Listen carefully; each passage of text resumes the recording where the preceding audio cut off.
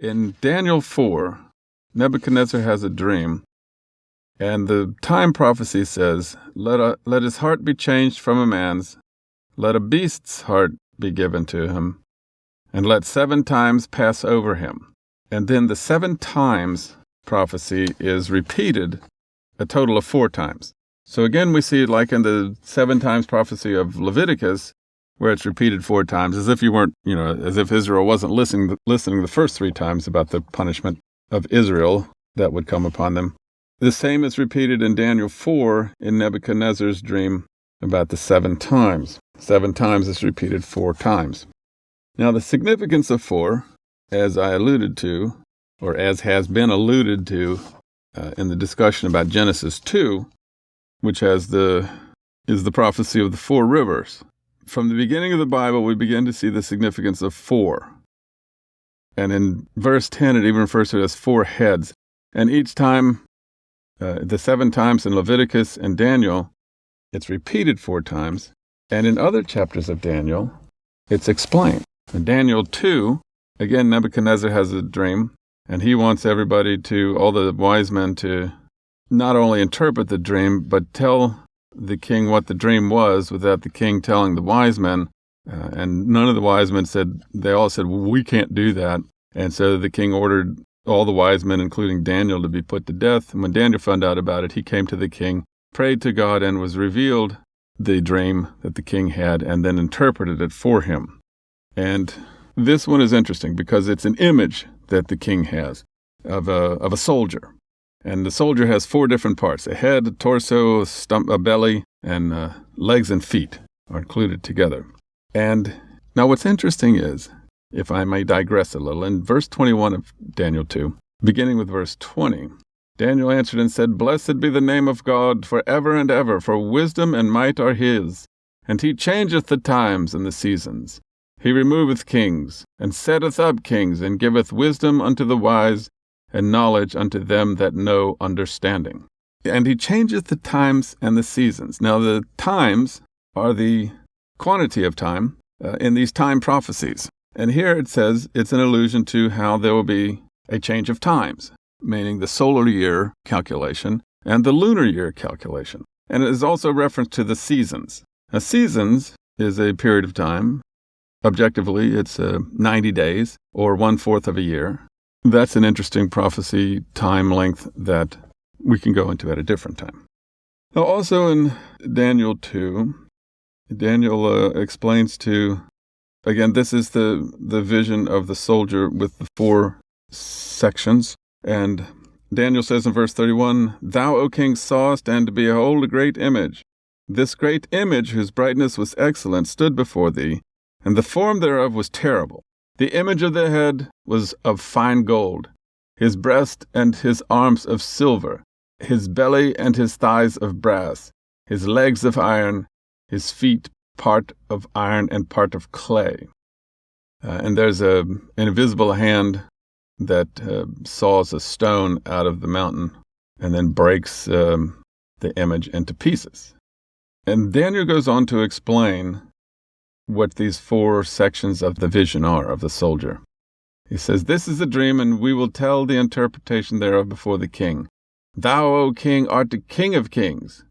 For the God of heaven hath given thee a kingdom, power, and strength, and glory. And wheresoever the children of men dwell, the beasts of the field, and the fowls of the heaven, hath he given unto thine hand, and hath made thee ruler over them all.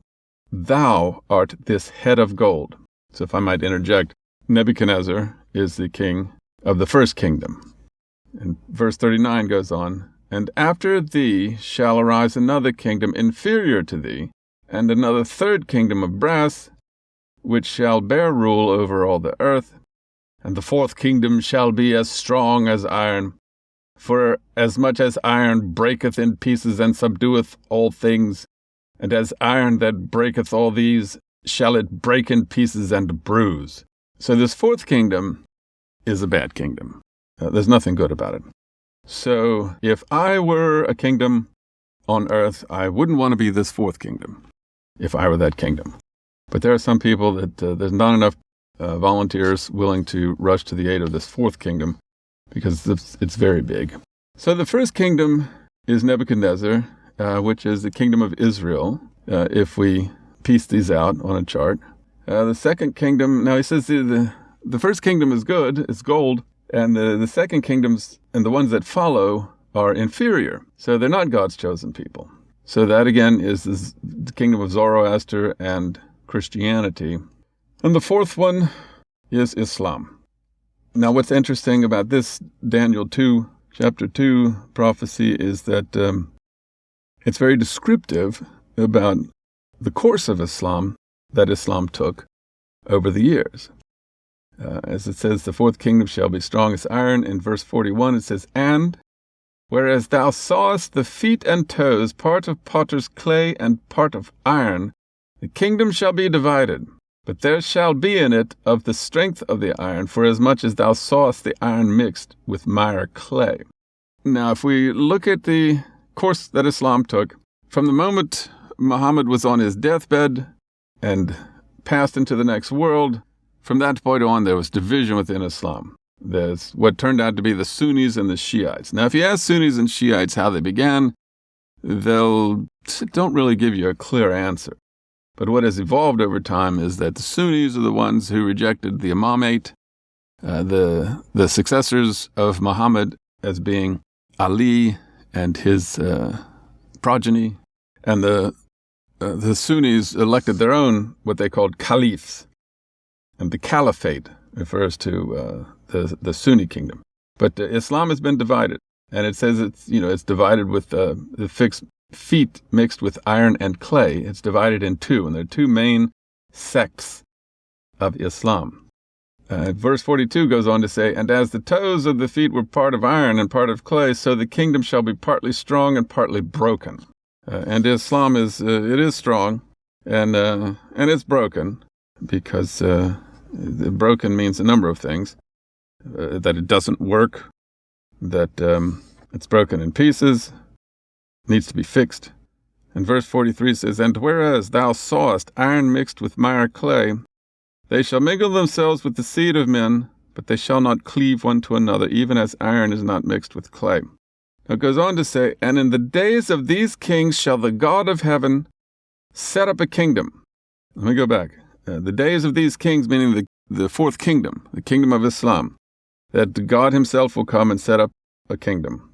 And Baha'u'lláh shall come. And that's when Baha'u'lláh came, was among the Islamic kingdom, which was the fourth kingdom. Let's repeat, 44. And in the days of these kings shall the God of heaven set up a kingdom, which shall never be destroyed. And the kingdom shall not be left to other people, but it shall break in pieces and consume all these kingdoms, and it shall stand forever. Now this is interesting. The kingdom shall not be left to other people, meaning the priests.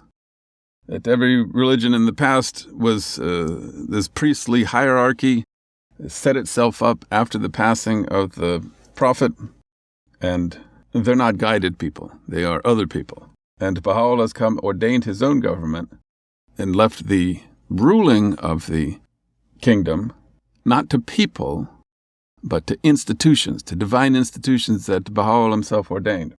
People serve on these institutions, but they are not the governors. It is not their doing when they do it properly. Now, it does say it shall break in pieces and consume all these kingdoms, meaning the four Abrahamic religions, but it says consume. Now, of course, the fourth beast, the fourth kingdom, breaks everything in pieces, and this prophecy says that the God of heaven shall set up a kingdom, and it shall break in pieces and consume all these kingdoms, and it shall stand forever. What this means is that eventually everyone will come into the fold of Baha'u'lláh and accept his religion. It won't be done through violence, but everything will fall apart, definitely, because nothing can withstand God's will, and that's the good news. Okay, so that's Daniel chapter 2. And that's dealing a little bit more with the significance of 4. Now in Daniel chapter 7, we begin to see along our chart, this is where we get to the 3.5 times, time, times, and then half, time, times, and the dividing of a time, and also references to the 42 months and the 1,260 days in Revelation. Abdu'l-Bahá has explained in the book of Revelation, chapter 11, about the 1260 days and the two witnesses and the 42 months and how these all relate to. And he's also explained the beast with the 7 heads and the 10 horns that Jesus spoke of in the book of Revelation. So I don't need to add anything to that. But I will say that Daniel, in chapter 7, speaks of a beast, of the 4 beasts, that he has a dream. And in verse 3, he says, in verse 2, he says, Daniel spake and said, I saw in my vision by night, and behold, the 4 winds of the heaven strove upon the great sea. Now, the 4 winds of heaven is of course, the revelation of God coming through his messengers. Strove upon a great sea, which is the sea of the ocean of his words. And Daniel says in verse 3, and 4 great beasts came up from the sea, diverse from one another. So God sends a messenger, and we reply, and humanity replies as a beast, meaning not completely transformed, still clinging to our animalistic and selfish desires, and yet still being guided, and because they're kingdoms. Now it describes these beasts. The first was like a lion, and had eagle's wings. I beheld till the wings thereof were plucked, and it was lifted up from the earth, and made to stand upon the feet as a man. The man's heart was given to it.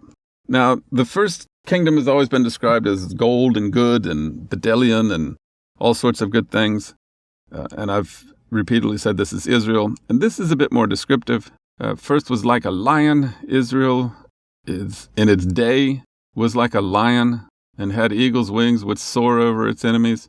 And in the prophecies of the return of Israel in Isaiah and Micah, they refer to the remnant of Jacob being among the Gentiles, like a lion among the beasts of the forest, like a young lion who, as he goes out, teareth down and treadeth under foot, and none can deliver. So this is again a reference to Israel, the lion and the eagle. Again, more descriptive of what will happen to Israel. Daniel says, I beheld till the wings thereof were plucked, and it was lifted up from the earth, and made to stand upon the feet as a man, and a man's heart was given to it. And this is exactly what happened to Israel. It went from a great kingdom to losing everything, losing their wings, and having to walk as men and wait 2,520 years before they can again serve God as Israel. Now the second beast and the third beast, it's a toss-up. The second beast, and I beheld another beast, and behold, and Daniel says in verse 5, and behold another beast, a second, like to a bear, and it raised up itself on one side, and it had 3 ribs in the mouth of it, between the teeth of it, and they said thus unto it, Arise, devour much flesh. Now, if we take it chronologically, this would refer to the Zoroastrian kingdom, and the Persian Empire was very powerful in its day. And in verse 6, it goes on to say, After this I beheld, and lo, another, like a leopard, which had upon the back of it 4 wings of a fowl. The beast also had 4 heads, and dominion was given to it. Now, this Christianity has endured for a long time. It has had dominion given to it. We can discuss the beast with the 4 heads, the 4 wings again, at some other time. But then in verse 7, Daniel goes on and gets very descriptive about this 4th beast. He says, After this I saw in the night visions, and behold a 4th beast, dreadful and terrible, and strong exceedingly. And it had great iron teeth, and it devoured and brake in pieces, and stamped the residue with the feet of it.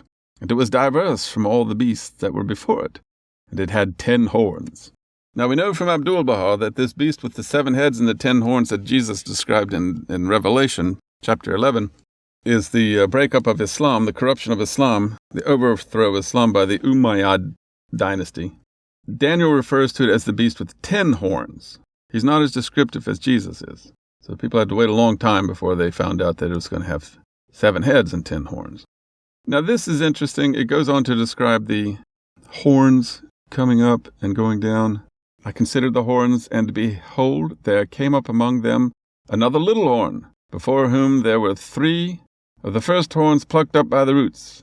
And behold, in this horn were the eyes like the eyes of a man, and a mouth speaking great things. There was a horn after Muawiyah, his offspring. Verse 9 goes on to say, I beheld till the thrones were cast down, and the Ancient of Days did sit, whose garment was white as snow, and the hair of his head was like the pure wool. His throne was like the fiery flame, and his wheels as burning fire. A fiery stream issued and came forth from before him. Thousands ministered unto him, and 10,000 times 10,000 stood before him. The judgment was set, and the books were opened. So this is obviously a prophecy about the end times, when God himself will come. In this prophecy is called the Ancient of Days. And all throughout the Baha'i writings, many times, over and over, repeatedly, Baha'u'lláh refers to himself as the Ancient of Days, that he is the fulfillment of this prophecy. Now, interestingly enough, the Ancient of Days is mentioned only once by Daniel in this chapter. Well, it's mentioned a couple times in this chapter, but this is the only chapter that it's mentioned in. Verse 11 begins, I beheld then because of the voice of the great words which the horn spoke. I beheld even till the beast was slain, and his body destroyed, and given to the burning flame. So this is a prophecy that no matter what this fourth kingdom does, no matter what Islam does, they will not survive the will of God.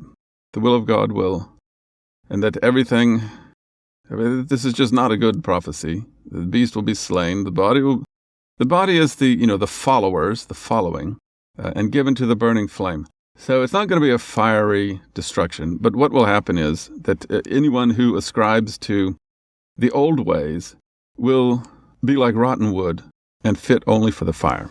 Now, here's an interesting prophecy in verse 12. It says, as concerning the rest of the beasts, they had their dominion taken away, yet their lives were prolonged for a season and time. So if we calculate out a season as 90 years and a time as 360 years, then we have 450 years, that as the duration until all of the followers of previous religions it'll take before they accept Baha'u'lláh. See, now that wasn't very violent. That was, we're willing to wait. God is willing to wait. In verse 13, Daniel says, I saw in the night visions, and behold, one like the Son of Man came with the clouds of heaven, and came to the Ancient of Days, and they brought him near before him. Now, this one like the Son of Man, Jesus, of course, is the Son of Man. He's referred to as the Son of Man, and he talks about the time when the Son of Man cometh. So this is because this is Daniel in the Old Testament, it's a reference to one like the Son of Man, meaning the Son of Man will come first, and then he'll return. So Jesus had two stations, that of Christ, the Messiah, and that of the Son of God. So one like the Son of Man came with the clouds of heaven, and came to the Ancient of Days, came to Baha'u'lláh, and they brought him near before him. So this could be the Bab, it could also be Abdul-Baha, because it says, and there was given him dominion and glory and a kingdom, that all people, nations, and languages should serve him. His dominion is an everlasting dominion which shall not pass away, and his kingdom that which shall not be destroyed. Now this could just as easily refer to the Bab as it does to Abdul-Baha, because Abdul-Baha, though not a prophet, fulfilled Baha'u'llah's covenant. He was the center of his covenant, completed Baha'u'llah's government, ordained things that Baha'u'lláh had left unclear. So Abdul-Baha is the extension of Baha'u'lláh. I assure you in the future, there will never be one like Abdul-Baha again. And then Daniel gets to explain what the dream means about the beasts. I, Daniel, was grieved in my spirit, in the midst of my body, and the visions of my head troubled me. I came near unto one of them that stood by, and asked him the truth of all this. So he told me, and made me know the interpretation of the things. These great beasts, which are four kings, which shall arise out of the earth. But the saints of the Most High shall take the kingdom, and possess the kingdom forever, even forever and ever. So kings, of course, are not just kings, they're kingdoms that endure over time. In verse 19, this saint says to Daniel, and Daniel says in verse 19, then I would know the truth of the fourth beast, which was diverse from all the others, exceeding dreadful, whose teeth were of iron, and his nails of brass, which devoured, brake in pieces, and stamped the residue with his feet. And here again it's repeating this imagery of a very violent, brutal kingdom, and no matter how violent it is and how destructive it is, after it destroys, it still stamps the residue with its feet. This is like if you want modern imagery, if you ever watch Doctor Who, the Cybermen would stamp their feet around. It conjures up that sort of image. In verse 20 it says, And of the 10 horns that were in his head, and of the other which came up, and before whom 3 fell. So here 1 king and 3 will fall. Now we don't know what fall means. Now a lot of Christian scholars or religious scholars have tried to interpret this, the beast with the 666 on his forehead, and 1 king is going to kill 3 kings. It doesn't say it's going to kill 3 kings. It says before whom 3 fell, which we don't know what fell means. It could mean that he killed them or that they were killed.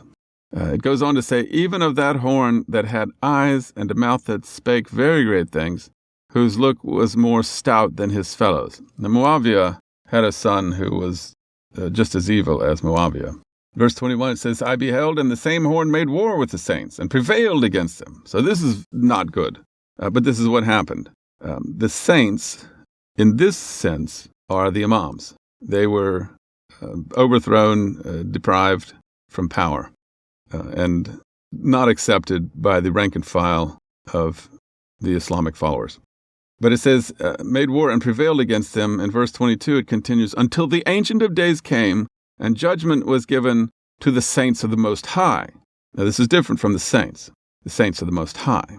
And it continues, and the time came that the saints possessed the kingdom. So, this is interesting. We always like to think of ourselves as saints, which is pretty much a mistake. The saints, there was a time after Baha'u'lláh appointed Abdul-Baha appointed Shoghi Effendi as the guardian and sort of pretty much ordained the whole station of the guardianship that Baha'u'lláh had alluded to. Abdul-Baha completed it. There was a time after the guardian went to the next world, before the House of Justice was brought into being and elected, that the hands of the cause were the chief stewards of the faith and guided the faith during a time of transition in the 6 years between the passing of Shoghi Effendi and the election of the first House of Justice. So there was a time that the saints, we can say it, I don't know if there's any authority to say it, but it sure looks interesting. Or it could be referring to the House of Justice. Thus he said in verse 23, the 4th beast shall be the 4th kingdom upon earth, which shall be diverse from all kingdoms, and shall devour the whole earth, and shall tread it down and break it in pieces. Then again, it's repeating just how destructive Islam will become. Verse 25 says, and he shall speak great words against the Most High, and shall wear out the saints of the Most High, and think to change times and laws. And they shall be given unto his hand until a times, and the dividing of a time. So here's a mention of the 3.5 times, the 1,260-year prophecy of Islam. And there's another reference to the 10 horns. And the 10 horns out of this kingdom are the 10 kings that shall arise, and another shall rise after them, and he shall be diverse from the first, and he shall subdue 3 kings. So here again is the repetition of this 1 and 3, subduing 3 kings. Now here they'll be subdued. It doesn't say killed again, it says subdued. And it goes on, it's repeated the 3rd time. We'll get to that in a minute. But here again it says that the king, the beast, will speak against great words against the Most High, shall wear out the saints of the Most High, and think to change times and laws. So in Daniel 2 is where it says that God changes times and seasons. But here in Daniel 7, in reference to the beast, it says that he will think to change times and laws. So interesting. God changes the times, and the beast thinks he changes the times. But again, this is a reference to the change from the solar years to lunar years. And the first 7 times prophecy is a solar prophecy, and the 3.5 times are lunar years.